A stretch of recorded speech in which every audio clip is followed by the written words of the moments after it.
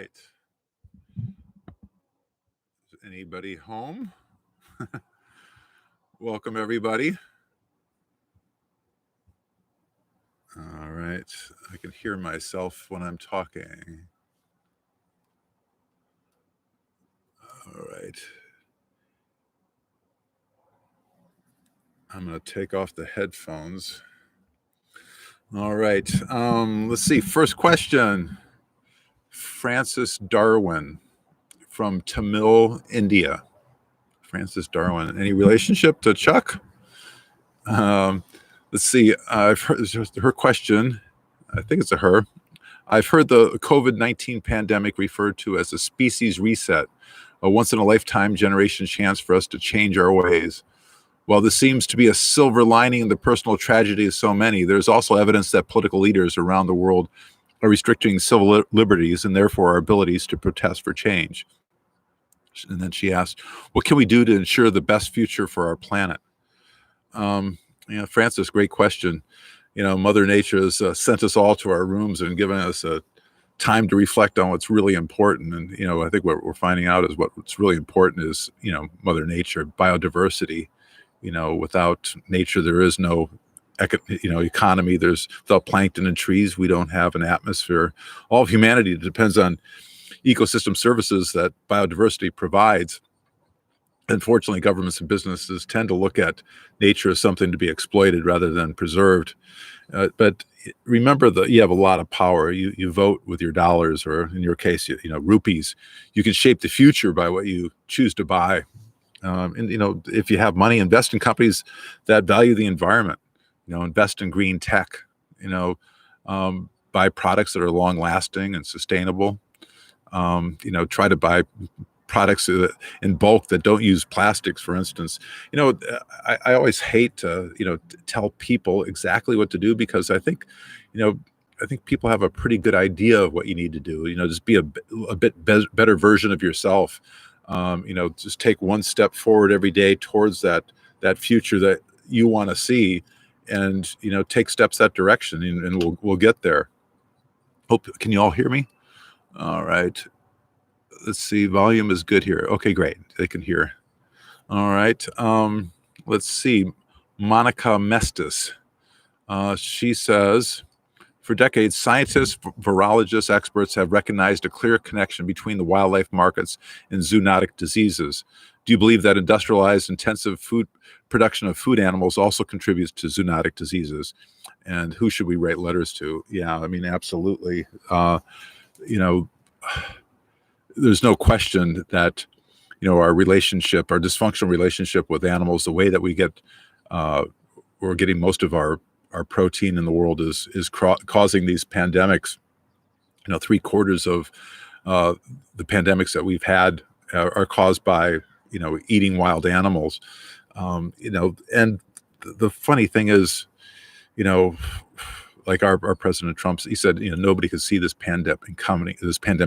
Nobody, nobody could see it coming except for everybody that studies pandemics. There's a quote here by Michael Osterom. He was the Associate Director of Homeland Security in 2005. So 15 years ago, he wrote, an influenza pandemic of even moderate impact will result in the biggest single human disaster ever, far greater than AIDS, 9/11, all wars in the 20th century, and the recent tsunamis combined. It has the potential to redirect history as the Black Death redirected European history in the 14th century. Remember, 15 years ago, Associate Director of Homeland Security. I think we need to prepare for the next one, because they say the pandemics have been coming quicker and more frequent, and they're beginning more volatile because the viruses are adapting quicker. And there's the epidemiologists. I've been reading a lot about this because we're doing a film on it. The virologists and the epidemiologists, they've been warning about this obviously for decades. But all animal agriculture, the swine flu, 2009, infected about almost 22% of the world's population. Up to about 575,000 people died with that one. Again, our relationship to agriculture, all these swine flus and bird flus, they're all created by basically wild animals infecting a spillover population, poultry or pigs, and then it jumps to us. Uh, so, get rid of animal agriculture, and we're going to get rid of pandemics for sure. But I know that's a big ask for a lot of people. Let's see. Oh yeah, I mean, one thing I want to talk about is this, the relationship of wild animals. The last two pandemics, SARS in 2002, 2003, started in China in the markets of Guangzhou, and I was there with our team, and about in 2013, so 10 years later, and those markets opened up almost right away after 2003. They were selling those animals again as soon as SARS sort of faded off. It basically genetically mutated itself out of existence. We were lucky on that one, but the markets opened up 3 months later, and there was also an exemption. Back then, China said, "Okay, we're going to stop eating wild animals for a minute," and they did. But at the same time, they allowed the same animals to be sold for TCM, traditional Chinese medicine. And in China, they use a lot of, there's a lot of folk cures for the use of animals. And so you find these animals that you traditionally wouldn't see in any, certainly in any American market or a Western market, where they sell, animals like bats. Bats are, generally don't eat those. There's about, they have several hundred viruses within them. But they use them for traditional Chinese medicine for something called zhenbu. That means approximately filling the void. So they're eating these animals in the belief that they're going to give you the properties that animal possesses. So in other words, a bat can see at night. So if you have night vision problems, it'll be cured, they think, by eating a bat, or glaucoma, or vision problems. So that's why bats are in the markets with these animals. I know there's a lot of conspiracy theories out there about what actually caused it, but if you look at the coronavirus, at least the last two of them, about 80 to 90% of the genome is from bats, and they actually eat this. Now, get this one: they eat bat shit, bat dung, in China also, or not, actually all over a lot of Asia, with the belief that it's going to, give you this zhenbu. So it's this crazy batshit belief that is infecting millions of people, causing a collapse in the world's economy of, $10 trillion and running. Hundreds of thousands of people are going to be dying for sure.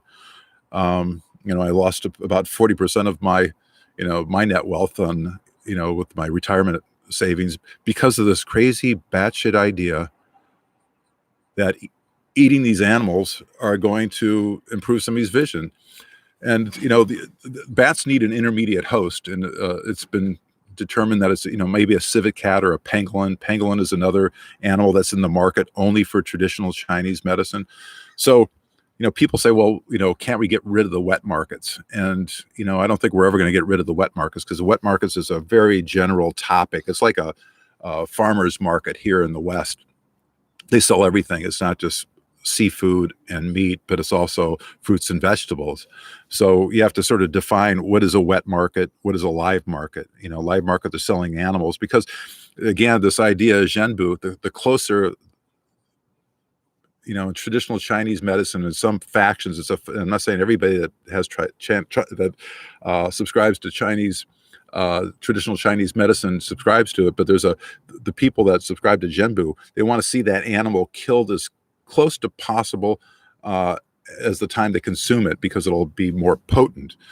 So when an animal is scared in the market, and if you want to see what that looks like, go to the second film we did was called Racing Extinction. We went to the market, like I said, the market that caused SARS there, and you'll see these animals. It's just the most appalling, despicable conditions you can imagine. And these animals are, they're stacked on top of each other. So whatever pee or excrement or drool is, go down to the next one, and you have this perfect storm of exchange of fluids where viruses can interact with each other where they normally wouldn't be in the water, in the wild. And that's why you see bats so often at the core of a lot of these infectious diseases. It was true of MERS, it was true of Ebola, intermediate species, and some of these were, you might have, like an Ebola that was went from a bat to a primate to people, but it takes a human being to cannibalize that animal for humans to be infected. Well, I would say next question, Aaron Desolé. Let's see. Which news media have most consideration of nature and all forms of all life forms in their news coverage? Is National Geographic the best we've got right now? What others do you recommend? I used to work for National Geographic. It's been traded a few times to Fox and then Disney after that. But there's still a great magazine, one of the better photojournalistic magazines out there that we have right now. I subscribe to it. I also get the New Yorker. I like the more in-depth coverage. The Guardian in the UK is a wonderful paper. If you have ideas yourself, let me know. But it's important to realize that if you go on, let's say, YouTube, and you start typing in the search for the origins of the coronavirus, you're going to get a lot of conspiracy videos, and that's going to give you more and more and more. That's what their algorithms do. They can give you some of their batshit crazy ideas of their own, and then it leaves you to believe, leaves you with the impression that that's you're looking at something of substance and the rest of the world's crazy. But you always have to look at the source of where you're getting your information. I always look at I try to keep abreast of what the opposition is saying as well, so I'm educated on the many sides of the argument. Ted Bolin writes, what lessons have we learned in responding to the pandemic that we could apply in responding to the climate crisis? And second question, how do we need to change our relationship with nature in order to mitigate pandemics and the climate crisis? Well, again, great question. Hopefully the pandemic is making environmentalists out of all of us, but the strange thing is only about, I think one of the recent polls I saw, that something like 16% of the population makes the connection that these pandemics are caused by our dysfunctional relationship with animals as food and as medicine. But here's the hope. You don't need 51% of the population to create that tipping point. There's some really good studies that show that you only need 10% of the population to be 100% committed to a cause to create that tipping point for social change. I wrote, I read that paper, and there's about 3 pages of arithmetic on that. Math wasn't my finest point in college. And so I wrote, I called up the lead author of that paper, and I said, I can't wade through the 3 pages of your thesis. Can you kind of give this to me in lay language, like why we only need 10% of the population to create social change? And he said, yeah, it's like if you're trying to create steam, you'll never be able to do it unless you get water to a boiling point, 212 degrees Fahrenheit, 100 degrees Celsius. He says 10% of the population, 100% committed to an idea, to a cause, is the tipping point for social change. So that's why I'm hopeful that, you don't need to get everybody on board. You just need a small committed population. I mean, I've been in the environmental movement for a really long time, but I remember when, I go to environmental conferences, 15 years ago, and alternative energy was such a small part of the equation. Electric cars were just a dream. And, now, and people say, well, you have to keep on fighting ahead. You have to keep on charging ahead because, we need to get to this tipping point. Well, you probably can't see it right behind me. You can see there's a warehouse down there, and it's all full of solar panels. The environmental movement is starting to win. We're starting to see these big changes happen. 10 years ago, electric cars were again, just a dream. And now you look at Tesla, it's worth more than all the big automotive makers combined. And people thought that was a crazy idea. Most young kids, they don't aspire. I think out of 35 of the 50 states that were polled, kids want a Tesla. They don't want to have an internal combustion engine. And here's the other thing about social change. These movements, these big movements, only take about 10 years. When you talk about these big, scientific or technological revolutions, change happens pretty quick. Remember, like, it was 13 years ago, we were taking our flip phones, and you were punching the number 2 key 6 times to text a capital C. And all throughout history, technological revolutions take about 10 years. There's a wonderful picture that was taken of the New York City Easter Parade about the turn of the century in 1900. It was taken from about a 12-story building on Broadway, looking down Broadway. And if you look all up and down the street, all you saw was horses, except for one car. Year 1900. About 13 years later, everything had reversed. It was all cars, and it was like Find the Horse, like, Find Waldo. And you can imagine, like, it was just a better technology. Remember New York City in 1900, they had about 300,000 horses, and about 20,000 were dying. And I had, a grandmother on my wife at the time side. She remembered New York City, during that era. And she said, it was a foul place. It was, everything smelled. You'd traipse horse dung into the house. There was flies everywhere. And so that crazy idea, that one crazy person in 1900, that's us. That's people in the environmental movement 10 years ago. We were the crazy ones. And now, I think we're the voice of reason. And let's see, how do we change the relation, mitigate the pandemics? Well, I've digressed a bit. Like I said, if about 3/4 of these infectious diseases have zoonotic origins, where it leaps from humans, this intermediate species, or these spillover species, which are domesticated animals, or, the livestock and poultry. Almost all the pandemics and epidemics we faced in the past have, the same root causes.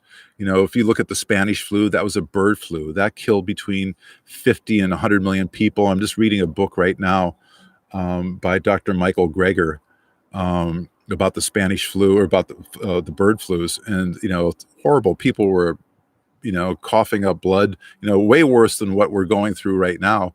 But that jump from waterfowl, probably ducks, to poultry.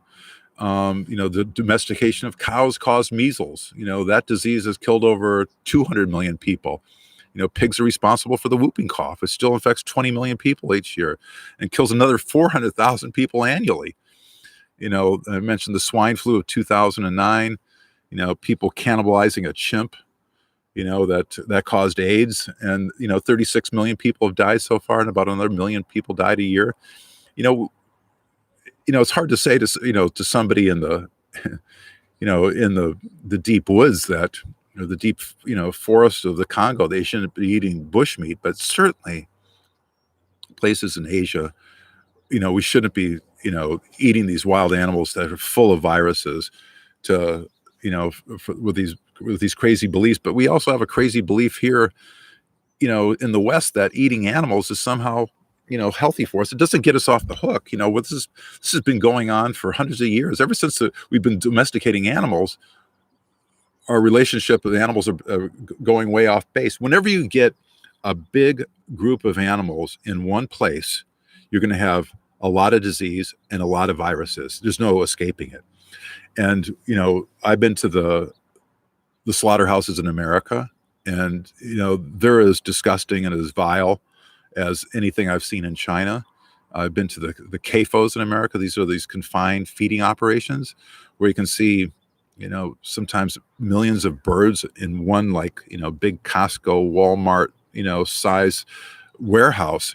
And those are free range chickens. They're all, walking around and stepping in their own dung and urine. And when the person opened up the door to this chicken CAFO, and they're all the same, the urine smell, the ammonia smell just hits you in this wave, like, oh my God, I can barely breathe. And these chickens live in that. And, they can't see the outdoors. You're confined there at home. We're given time to reflect here. Now you think how maybe miserable it is to be in your home, or your condo, or wherever you happen to be sheltered. But imagine that you can't leave. Imagine that you don't even know what the outdoors looks like. Imagine you're stepping around in your own excrement. That's what these animals live with every single day of their life. And that's when, I'll digress a little bit here. In 1986, I went to a slaughterhouse in Oklahoma. I was a still photographer back in the day after I worked with National Geographic. And I was doing a story on the largest independently owned cattle ranches in America. And one was so big, they had their own slaughterhouse. And it was the second time I'd been to a slaughterhouse. I went to one that slaughtered pigs when I was real young, but I wasn't as warped as I was then. Now it hit me, that, oh my God, this is where, I'm getting my meat. And they put a cap, they kill the animal. They put a captive bolt to the brain. It's like a pneumatic shotgun, that hits a bolt to the brain. It's supposed to kill this animal instantly. And the first thing they did is they ripped the skin off of it. They put these chains on it. They hang it upside down, and then they rip the skin off, and then it goes around in an assembly line. It's unlike a car where they're adding parts to it. They're taking away parts to it, but it's a cow. Very ancient technology, food technology, to turn plants into an animal for us to eat.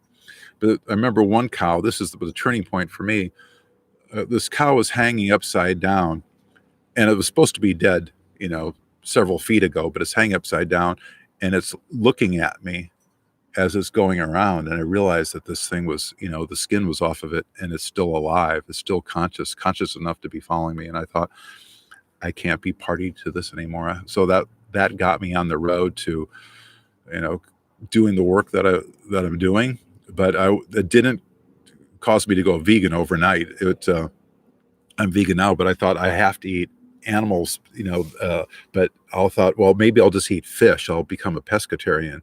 And that's what I did. But because I just don't want to be party to that.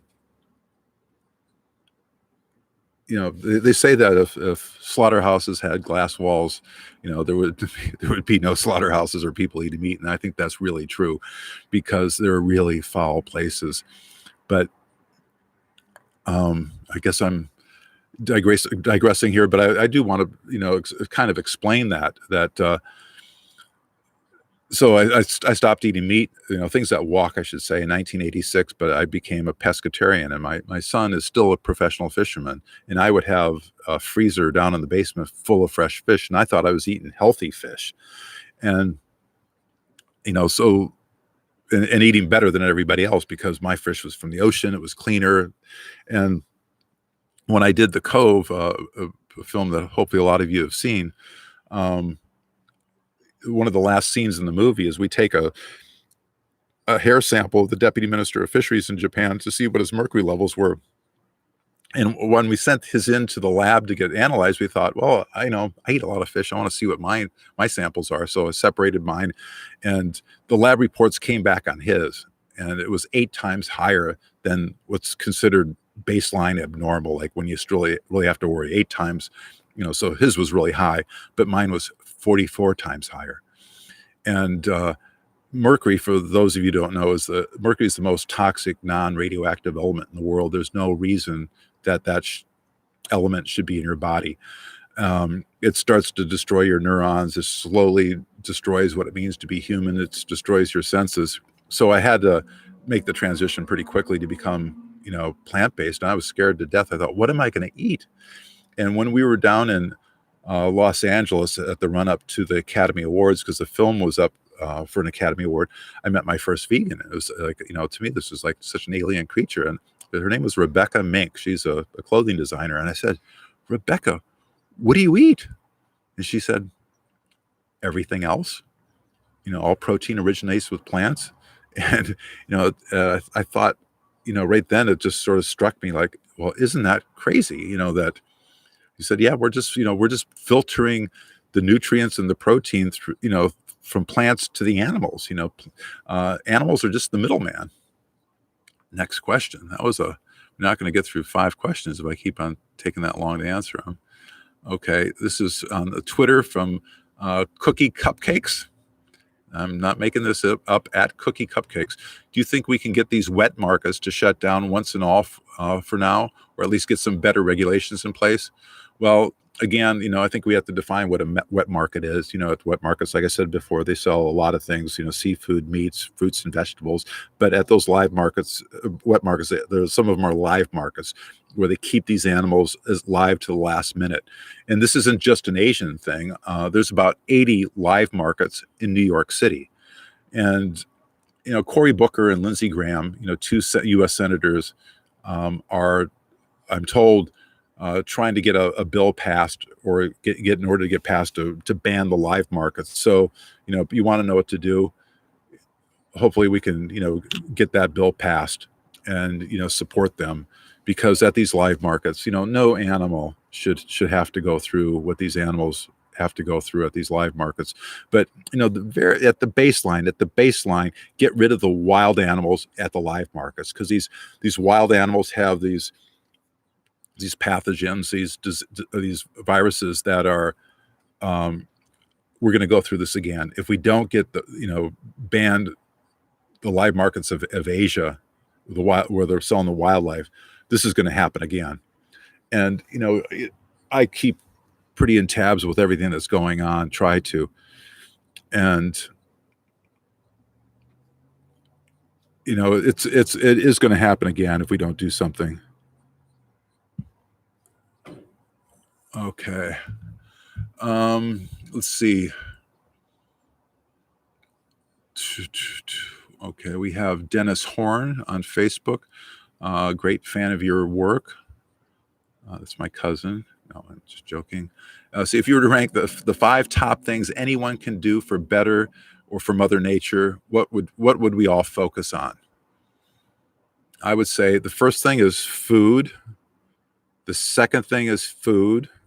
The third thing is food. The fourth thing is food. The fifth thing is food.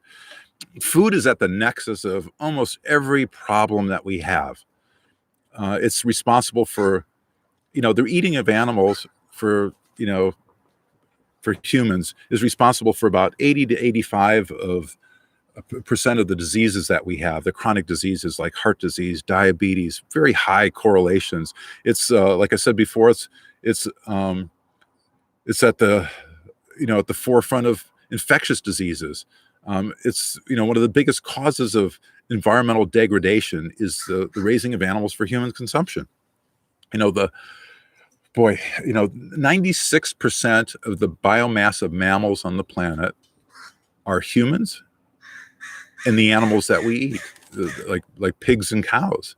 And with birds, poultry represents about 3 times the weight of, is 3 times more than the weight of wild birds. So you want to know what we're doing to the environment. I mean, 3/4 of all agricultural land is used to feed animals that we're in turn going to eat. It's a very, very primitive food technology to eat an animal. It's the eating of animals is, well, the difference between let's say a vegetarian or a vegan and a meat eater, you save 3.5 tons of carbon dioxide per year. You save 401,000 gallons of fresh water, about 9,000 feet of land that doesn't have to be turned over to be used to feed farm animals. It's the biggest cause of freshwater pollution, one of the biggest causes of ocean dead zones, because if you look at a lot of these dead zones where places where the reefs no longer live, it's usually at the end of a delta, like in the Mississippi Delta, because all the nutrients from from feeding the crops that are made for farm animals goes down into the oceans, and it kills everything around it. So you want to know what to do, become more plant-based. If you don't, I'm not saying become vegan, but like please do if you can, but um, to take baby steps towards that one meal a week. Just to try to look for a plant-based substitute. Abby writes from Instagram, what is the rarest animal you've seen? A hippie Republican. Trammel Crow, who runs Earth Day in Texas. That's a pretty rare animal. He's a Republican who runs Earth Day in Texas. Favorite animal, boy, I don't have anyone. I'm here in Sausalito, and in California, just north of the Golden Gate Bridge, and I love anything I can see, anything that's in front of me. I can see crows in the back here. There's a hawk flying around earlier. I was getting chased by the crows. I just love watching nature. But almost everything. I think here's the thing. Like, I think if you went to Mars and you saw any one of these animals that you can probably see on my deck or out there, it'd be like, oh my God, that's incredible. But because they're here all the time, you don't even notice them. You don't even think twice about it. But like, I think if we just opened up our eyes to what's around us, the beauty that's around us, the beauty in a leaf and a flower, the simple things, I think we'll be astounded. I mean, that's one reason I love one of the many reasons I love kids is you start to, everything's amazing to them. They pick up everything and they take a look at it, and it's incredible. And somewhere when we become adults, we lose that awe of nature. But I think the struggle for me is to try to see things and feel things like it's almost the first time. So favorite animal, the one that's in front of me. Are there any new projects? This is from Katarina 165 on Instagram. Are there any new projects that you're starting to work on? Yeah, we have a lot of them. It takes us we've done 3 films, The Cove, Racing Extinction, and The Game Changers was the most recent one. The Game Changers you can see on Apple and Netflix. And Netflix, if you haven't seen that film, please see it. I think the first 9 days, Apple said it was the most watched documentary and independent film in their history. On the first day of, the first month on Netflix, the worldwide searches for plant-based diet went up 350%. That film is about super athletes that adopt a plant-based diet to, actually become better athletes. But we're working on I'll tell you about a couple of the films we're doing right now. One's Act Like a Holy Man. That's a film that we're doing with the Dalai Lama and Desmond Tutu. It's based on their Book of Joy, how to find joy in a world of sorrow. Probably a really important book to pick up right now. I tell you, when I picked up that book that they had written, I felt like I should have read that book about, if it was available. I wish I would have seen it about 30 years ago. And I was at a dinner party with the guy who wrote it. And he said, we filmed that interaction between Desmond Tutu and the Dalai Lama. And I thought, oh my God, that's incredible. And I watched the footage and I thought, okay, we got to make a film out of that one. So that's one film we're working on. Another film is called The Last Place on Earth. It's on the Loser ecosystem out in northwestern Sumatra. And that film is it's the last place where wild tigers, elephants, rhinos, and orangutans are in the wild together. And we're focusing on these 4 activists that are trying to get the ecosystem back to its more primitive state. It's being taken over by illegal palm oil plantations. So we're focusing on the activists that are working on that. Another one is called She Change. This is I'm executive producing it. I'm not directing it. But it's a great film about these 4 female surfers that got on the lineup at Mavericks for the contest there, and women were banned from the sport of big wave surfing, and now they got their own heat in the lineup, and they got pay parity too, which was really important. So that's just one. Also, because of the success of the Game Changers, I wanted to do a film that was less about the athletes and more about the advantages of a plant-based diet.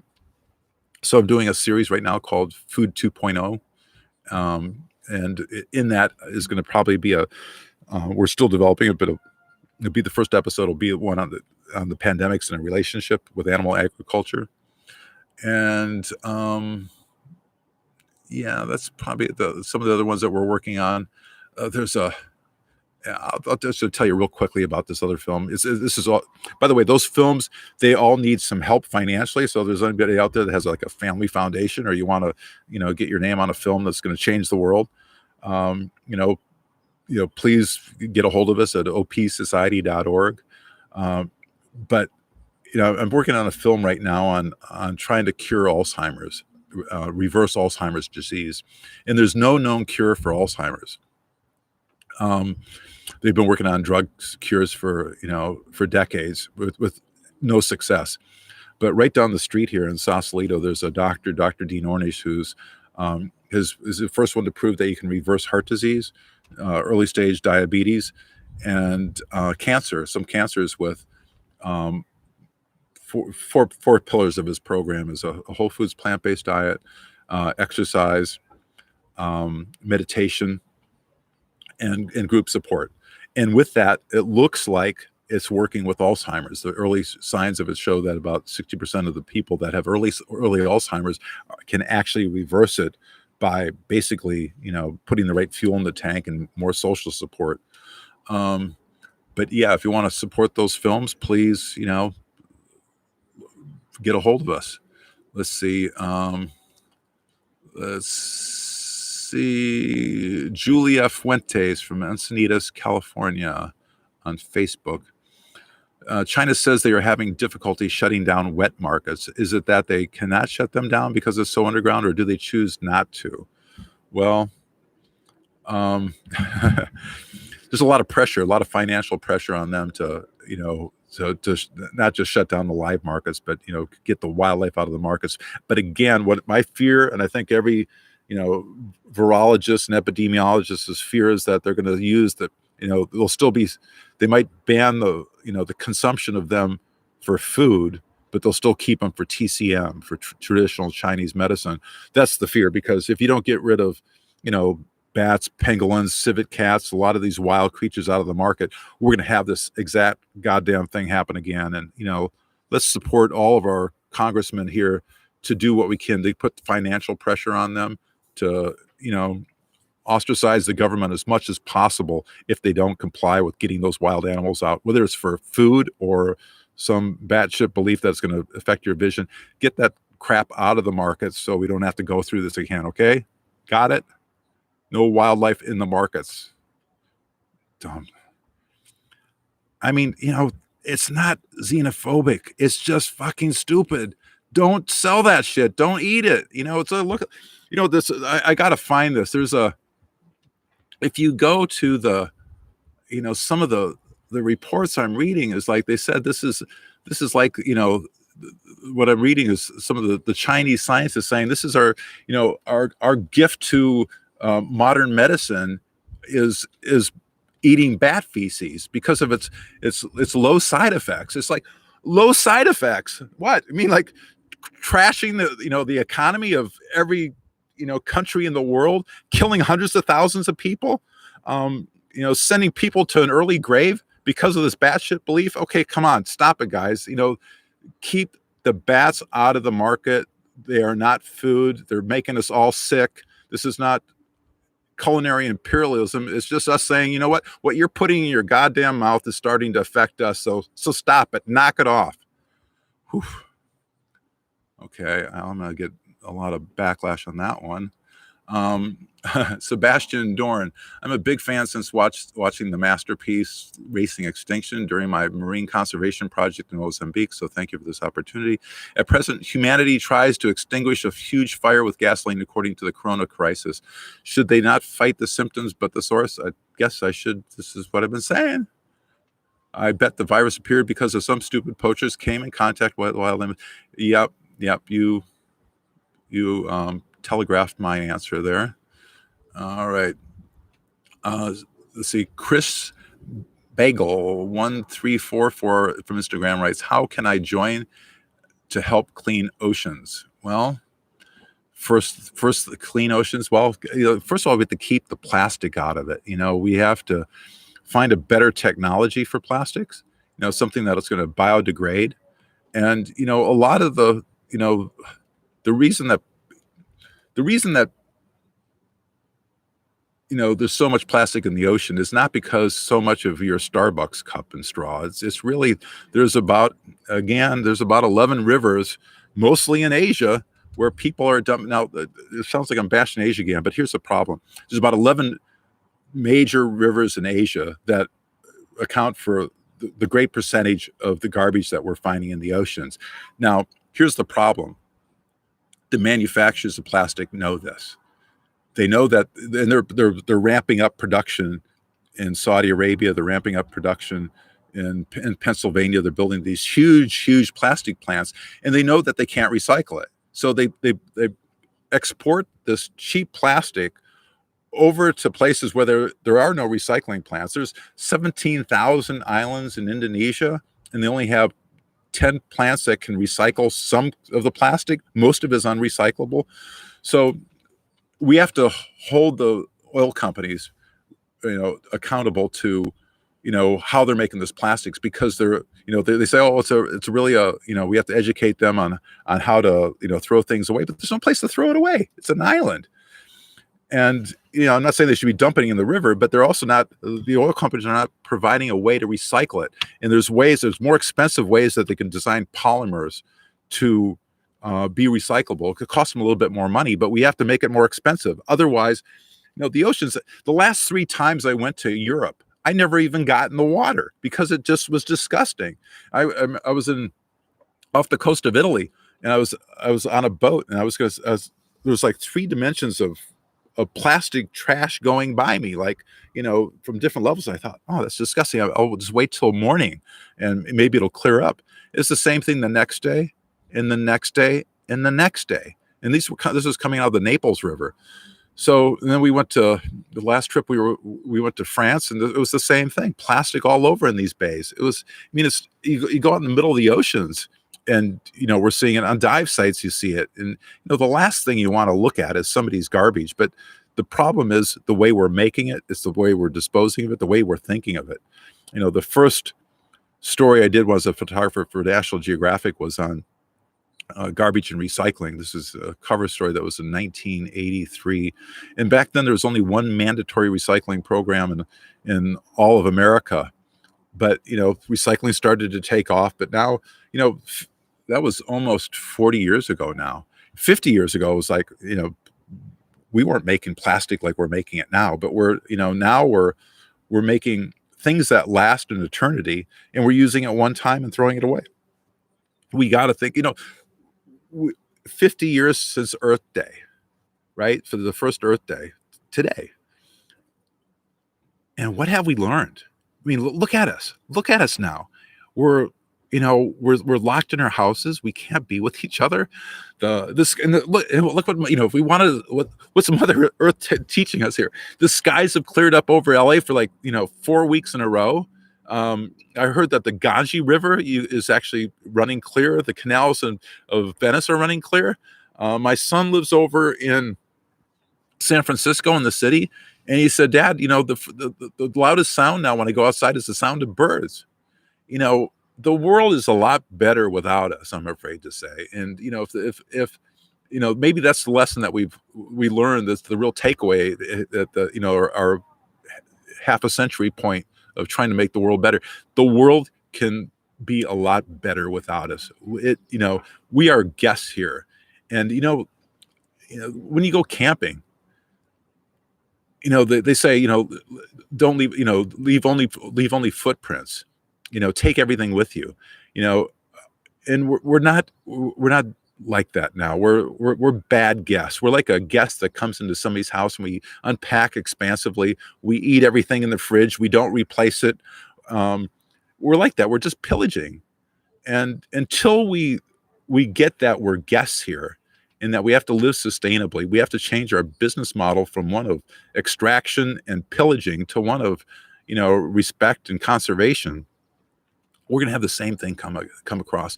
And, look at the relationship, our relationship with animals. This dysfunctional relationship with animals has got us in this position. Let's see. Let's see. How do you change a culture of wet markets and traditional medicine when the government of that country is publicly advocating it as legitimate? I think we probably covered that. What is your take on the environmental concerns uh, regarding electric cars? I'm worried about the impact of batteries as there is currently no way to recycle. Well, you can recycle quite a bit of electric cars. I mean, I drive a hybrid here, but when I lived in Colorado, I mean, I had 120 solar panels on my house. I had 3 electric cars, 2 for business and 1 for myself. The license plate of my electric car said VUS. It stood for Vehicle Using Sun. It was the opposite of an SUV, and I was so proud of that because I used to get an electric bill. This is when OPS, our company, the Oceanic Preservation Society, was operated out of my studio in the backyard. My average bill for electricity throughout the year was about $1,000, and so I was always in fear when that bill would come through, because even documentary filmmakers, we're making a lot of money, so every bill that came through, it was a little bit of a horror show. But then when I got the solar panels up, that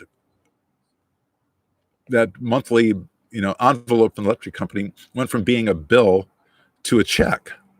Some months I was getting a refund, or for overproduction of up to like $600 a month, and I didn't pay for gasoline, because I was getting electricity from the sun, and it was just the most wonderful, self-satisfying. I imagine it's like a hunter. Like you come back but it's like I felt I cracked the code for how to live sustainably. Now I'm living in an apartment, and it's we're talking to the landlords about installing some solar chargers downstairs, or a way to get it. But it's the way to go for sure. Let's see. Oh, but I love electric cars. I'm a big fan. When Lalani Munter, who's a race car driver, if you haven't seen Racing Extinction, please see that film. She was our getaway driver for that film. We took a Tesla, a Model S Tesla, and we made it into a Bond car. And it was the first car in the world to have, I wanted to make, saving the environment interesting and sexy. And so we built this James Bond car for the environment. And it's the first car in the world to have a electroluminescent paint job. We could change the color with a flick of a button. We had a forward-looking infrared camera that came out of the front of the car. This is because there's no real, engine in the where the traditional engine is in a internal combustion engine car.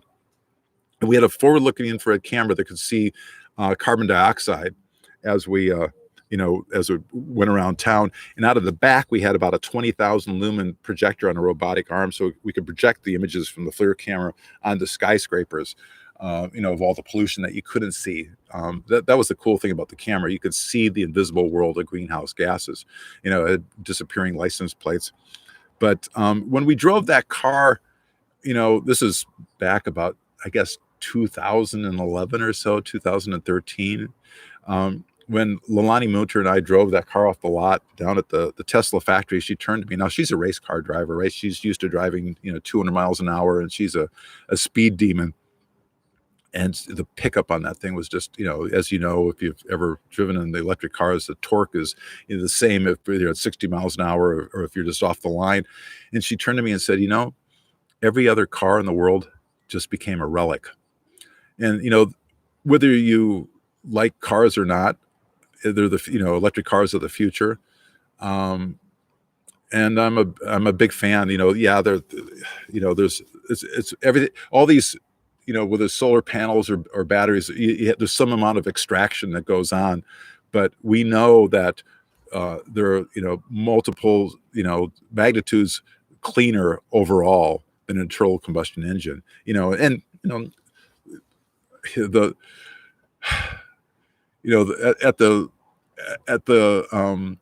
the garages, they hate electric cars because they need very, very little maintenance. I had, my electric car this is a Toyota RAV. It was the first electric Toyota RAV that was done. It had, I don't know how many miles I had on that thing, maybe 40, 50,000 miles, but it never, ever went in for one repair. The only thing I go to the gas station, I got windshield wipers and, Cliff bars. That was it. Let's see. Let's see. Hello, Louie. Which animal has touched you into doing what you love to do, or at least kept you motivated to do what you do, and onward? Rosalinda Flores. Well, if you've seen The Cove, Rosalinda, you'll know. I mean, that animal is kind of our, dolphins are our counterparts in the oceans. They're our aquatic friends. A lot of dolphin species have bigger brains than humans. They have more spindle neurons, some of them that are related to more complex emotions. There are, a lot of like an orca species, the male, will never go much more than a body length away from her mother most of her life. And we take these animals, and in Japan, they were killing about 23,000 of them every year for human consumption when we did that film. And when I met Rick O'Barry, a big shout out to Rick O'Barry. Rick O'Barry is the star of that film, and he started his dolphin project on Earth Day 50 years ago. And he really, helped propel us all to where we are right now. The Cove, if you haven't seen it, was, the most winning documentary in history. It was the first film to sweep all the film guilds. It won about 100 awards, from film awards to environmental awards, but more importantly, the film created change. Like I said, when we did that film, they were killing about 23,000 dolphins and porpoises every year for human consumption in Japan. And I think the last year they had reports, I think they killed 1,610. So it's about a 93% drop in dolphin and porpoise deaths. And a lot of it's because of the activism around that film. Films are really powerful weapons. I call them the most, powerful weapon in the world that we have for social change. You drop a bomb, you kill people, you make a film, you create allies.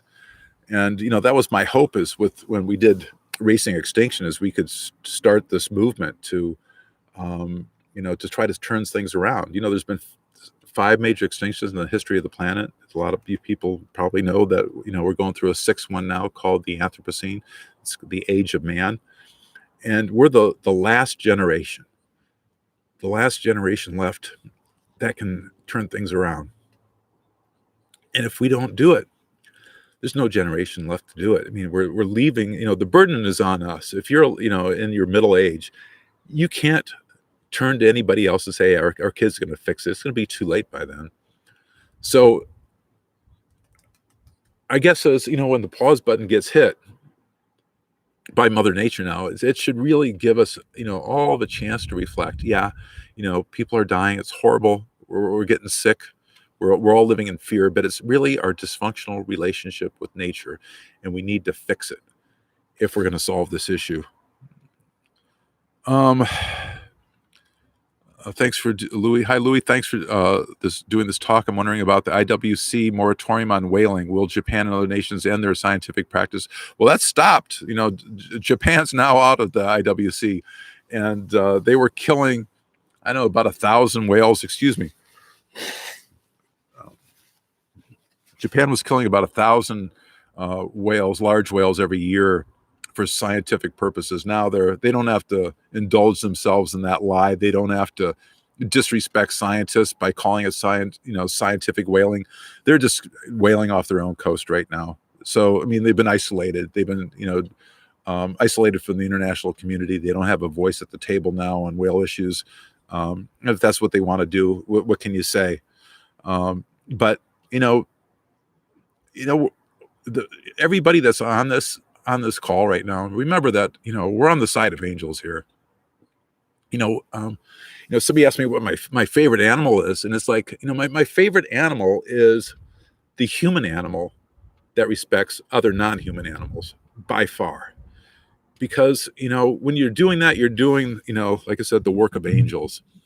We're just one species out of about, we didn't even know how many species are on the planet. We've 8, 9 million, might be 30 million. We've only accounted for about 1.5 million of them.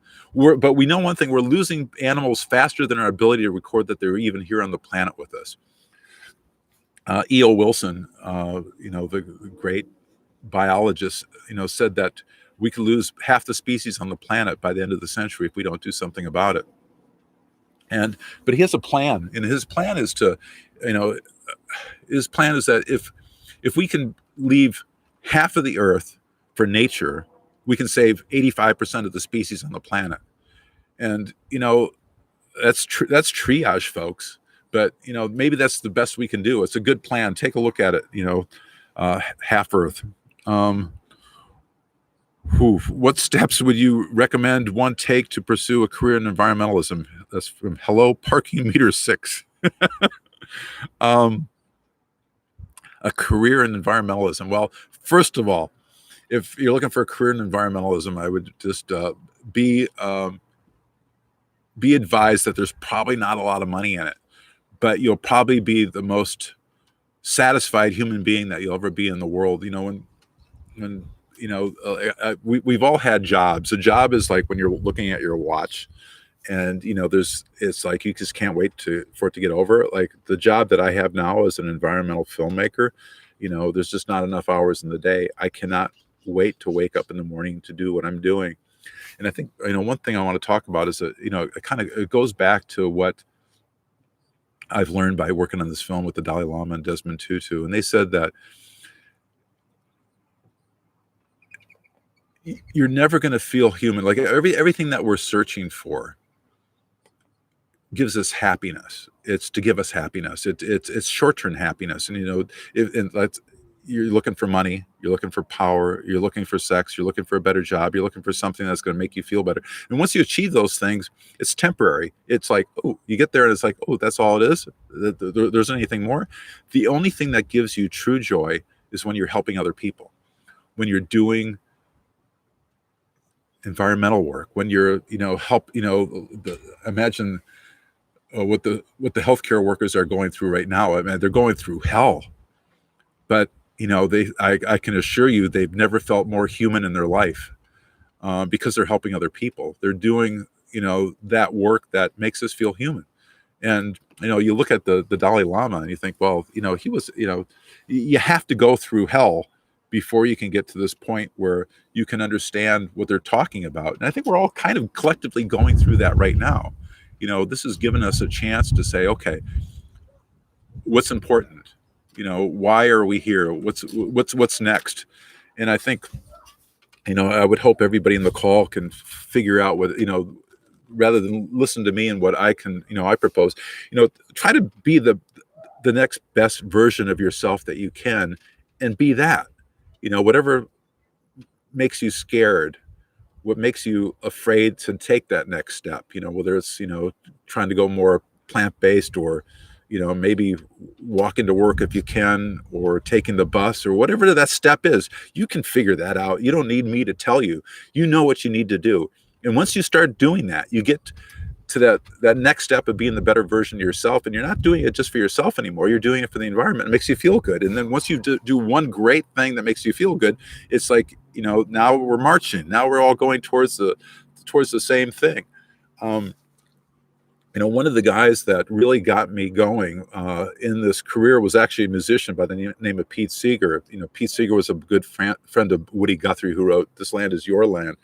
And when I was with Pete, I was at the first annual Croton Point River Revival, and they must be on their 45th one now. Pete's, died a couple of years back, but he told me, he said, I was at a festival, and they were protesting these nuclear power plants. And he said, everybody's always, telling me, oh, Pete, come over here and help me with this cause, help me, on this cause.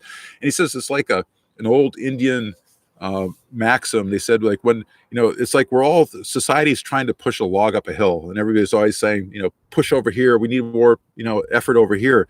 But as long as you're pushing, we can get the log up the hill. And now, whether that is, plant-based diet, electric cars, doing whatever you can do, just keep on pushing that log up the hill and we'll get there, and remember, we only need 10% of you to do it.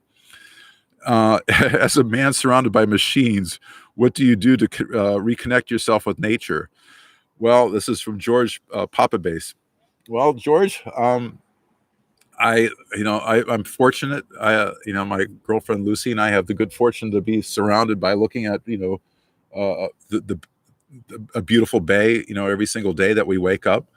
I try to get out in nature. We try to go for a walk every night, no matter what we got going on in our life, we'll try to, reconnect, as a couple, and go walk in nature. We'll listen to sometimes podcasts, sometimes we're just quiet, sometimes we're always talking, but in the beautiful hills around here, it's easy to get away and go to nature. And I think I can't wait to do some of these other walks when we can do it. Now they're going to arrest you and impound your car if you go up into the trailheads, but that's what I try to do, George.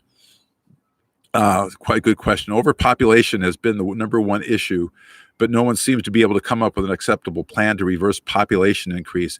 How about that for a film project? This is by George Cummins. Well, George, actually, Lilani Munter has suggested that, that film, and she started to work on that film. Hold on one second, I have to blow my nose.